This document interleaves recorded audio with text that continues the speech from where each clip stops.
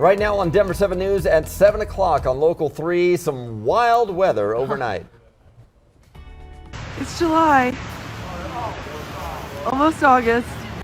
Yeah, almost August. That is not snow. That is hail piled up in the streets of Estes Park. We have team coverage on this crazy video and a chance for more flooding today.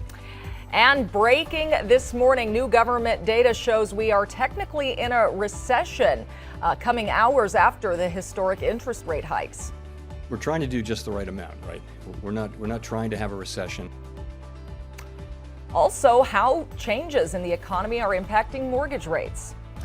And as Broncos training camp gets underway once again, the Broncos are closer than ever to having their new ownership group in place.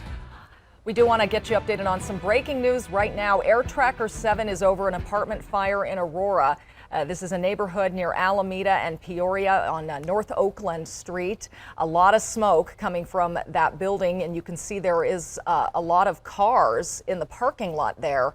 A lot of people are still home at this time of day, perhaps not heading out to businesses or places yet, but so we don't know if anyone is inside of this facility right now.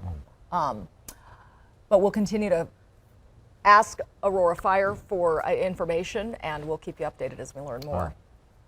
Well, did you get any sleep last night? Welcome to the club after heavy rain and lightning and thunder all across the metro. Yeah, storms were firing all up and down the Front Range, pretty much north to south. Traffic expert Jason Luber saw this scene overnight in Castle Pines. He shot this video right in front of his house. A street turned into a river, water carrying debris down the street. Here's a look at the light show that you might have seen overnight. This is from our Lookout Mountain camera, and you can see the wall of rain that is over the city. Can't even see downtown from this angle. We want to send it over to meteorologist Lisa Hidalgo for word on when it might move out. Well, we've got a couple of days of this. There is going to be a chance for more severe weather, and you can see on satellite and radar just how active it is. A line of storms first moving through Fort Collins, now over parts of northeastern Colorado, and bringing with it some heavy rain and a pretty good light show early this morning, more lightning. We also have another small, very small, but pretty powerful cell right now, right over Niwot, and you can see that's just to the south of Longmont. We're going to see some heavy rain from that one too, and so this is likely going to be the case for us off and on, especially through the afternoon.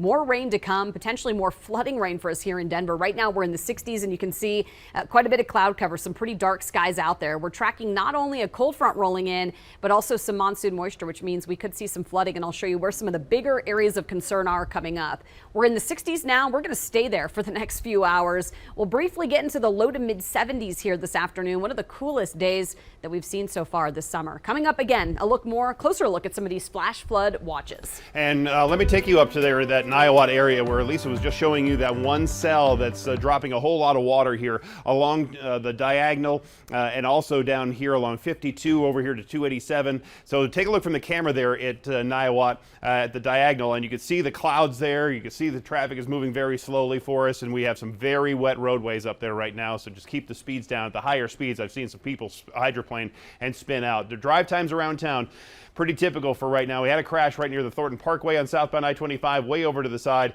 not really causing a big issue right now. We are all open again, northbound 25 getting through Castle Pines. Late road work was the culprit there. They were doing some concrete panel work, unfortunately, it ran late. And you can see that drive to or from Boulder, at least on 36 or 93. Those look okay. Well, we are getting our first up-close look at a crazy situation out of Estes Park. This is video from overnight of hail that piled up on streets and next to cars. People were having to shovel their vehicles out. It is a little bit different scene this morning. Denver 7's Jessica Crawford is along Elkhorn Avenue right through the middle of town where the hail is starting to melt away, but it's creating these huge ice blocks. Yeah, absolutely. So yes, here is a look at the kind of Christmas in July feel that we're getting along Elkhorn Avenue here in Estes Park. So you were saying, yes, last night and in the early hours of the morning, people were trying to get all of this hail that was piling up on the streets off of the streets, and they were successful in doing that. But what it has led to is, yes, this giant ice block here that you're seeing all along the sides and the sidewalks here on Elkhorn. So yeah, just to show you, it might look like it's snow, but when you just smash it down, you can see these pebbles of the hail. And let me tell you, no one was more surprised about this than people who were visiting from out of town. Take a listen. We live in Houston where right now it's about 110 heat index, so this is crazy. Yeah. And so you said you were hearing some sounds overnight, right? So I think it was around 10 or 11 last night that I noticed what sounded like a storm coming through, and I thought I heard little pieces of hail hitting the window of the hotel, but we had no clue that it was going to be this. So like this, we're shocked. Yeah, it's insane. It's insane. So glad we got up this morning to see this. But, Yeah.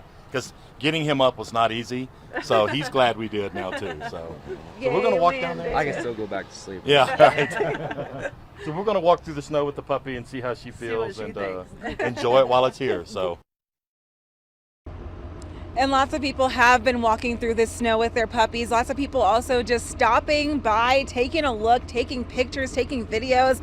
Many of them mentioning, I just live a few minutes from here. We didn't even get hail. So it's very interesting how really it seemed to just pile up in this part of the city. Even the Estes Park Police Department putting out on Facebook saying, who would have had this on their July 2022 bingo card. Live from Estes Park, I'm Jessica Crawford, Denver 7. Thank you, Jessica. We do have some breaking business news this morning. Just hours after Frontier Airlines backed out, JetBlue announced it has reached a deal to buy Spirit Airlines. The JetBlue acquisition would create the 5th largest airline in the country and remove a discount airline from the market. JetBlue's all-cash bid of $3.8 billion was far higher than Frontier's offer, worth more than $2.6 billion in both cash and stock. Meanwhile, JetBlue stock is up nearly 4% on the news. Also breaking just 30 minutes ago, the Commerce Department reported GDP was down 0.9% in the second quarter of the year. That is worse than analysts expected, and it's the second quarter in a row showing a downturn, which is what many experts consider a recession. Some economists don't agree with that. They think there are other indicators to look at. This, of course, coming just hours after the Federal Reserve raised interest rates another 0.75%. Now, on some other economic data, here's some good news. Mortgages have actually fallen.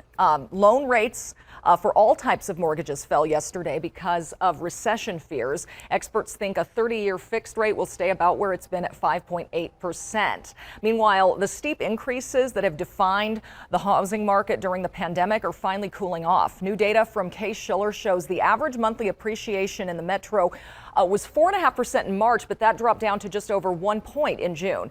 And that is a faster drop off than the rest of the country. Buyers may have more time to be selective in their deals because there will be more homes staying on the market. 20% of pending offers were canceled nationwide last month. Sellers may have to come down in the price or give other concessions to buyers to close the deal. August is right around the corner, and that means millions of children will start returning to class. And it comes as COVID-19 cases are actually rising nationwide, fueled by the BA.5 subvariant. New research shows many of these students are still not fully vaccinated against the virus. John Lawrence reports. School is back in session in Newington, Connecticut, where students and teachers were greeted with signs saying facial coverings are necessary for most of the day. Coming back, it's going to be great to see them and their smiling faces, well, when we take mask breaks, but just to get to learn with them instead of being through a computer face to face. According to a new CNN analysis, less than 50% of children and teenagers are fully vaccinated against COVID-19, with only about 10% getting booster shots. That's a trend the Biden administration would like to change. Every person aged 5 and over should get a booster shot. But a survey released Tuesday by KFF shows 37% of parents with children between 5 and 11 years old say they will not get their kids vaccinated. 28% of those with 12 to 17-year-olds say the same. Meanwhile, the World Health Organization is calling on people of all ages to roll up their sleeves. If significant numbers of health workers, older people, and other at-risk groups remain unvaccinated, this will continue health systems will remain under pressure, and the global recovery will be at risk. This is not theoretical. This is real. I'm John Lawrence reporting. Well, football is back, and the Broncos are a step closer to having their new owners. The NFL's Finance Committee recommended the other team owners approve the Broncos' $4.6 billion sale to the Walton Penner Group, led by Rob Walton of the Walmart family.